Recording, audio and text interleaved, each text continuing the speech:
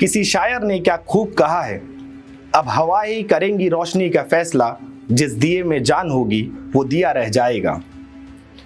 नमस्कार, आदाब, मैं दीप सिद्दीकी, आप सब देख रहे हैं सुगंधान स्टोरीज। क्या इस चुनाव में नहीं काम आ रहा हिंदू मुस्लिम एंगल? जब देश में लोकसभा चुनाव की शुरुआत हुई तब ज्यादातर लोगों को ऐसा लग रहा था कि 2024 लोकसभा चुनाव बीजेपी के लिए फ्री हिट साबित होगा। बहुत आसानी से बीजेपी देश में सरकार बनाने जा रही है। इस बीच भारतीय जनता पार्टी ने 400 पार का नारा भी बुलंद कर दिया था, लेकिन धीरे धीरे ऐसा लग रहा है कि चुनाव बदल रहा है। राहुल गांधी का कॉन्फिडेंस देखते ही बन रहा है।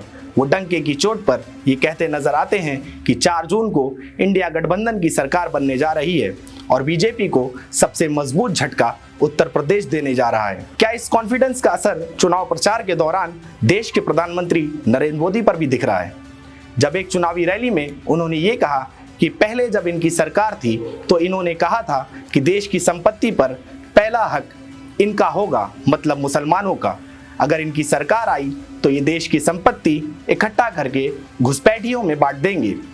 इसके बाद कांग्रेस ने इसकी शिकायत चुनाव आयोग से ये कहते हुए की थी कि प्रधानमंत्री देश में नफरत के बीज बो रहे हैं।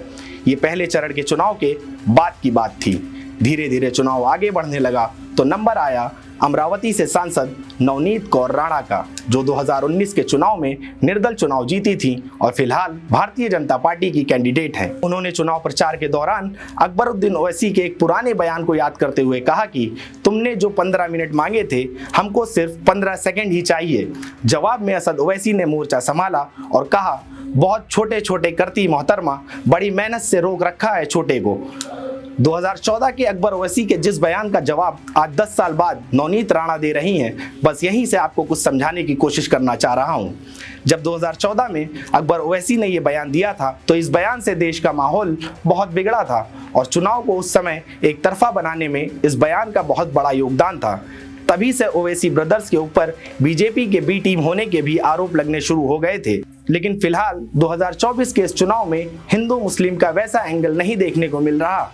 ये बयान जो नवनीत राणा और ओवैसी की तरफ से आया, सिर्फ कुछ समय के लिए ही सोशल मीडिया पर चर्चा का विषय बना रहा, लेकिन वैसा उरूज नहीं मिला जैसा 2014 में मिला था। इसका मुख्य कारण ये भी हो सकता है कि जवाबी रैलियों में विपक्ष के नेता लगातार कोई धार्मिक एंगल को नहीं छू रहे हैं और रोजगार के मुद्दे पे टिके हुए हैं। शायद इसलिए ही पीएम मोदी को एक इंटरव्यू में ये कहना पड़ा कि मैं जिस दिन हिंदू मुसलमान करूंगा उस दिन मैं सार्वजनिक जीवन में रहने योग्य नहीं रहूंगा। ये मेरा संकल्प है कि मैं हिंदू मुसलमान नहीं करूंगा।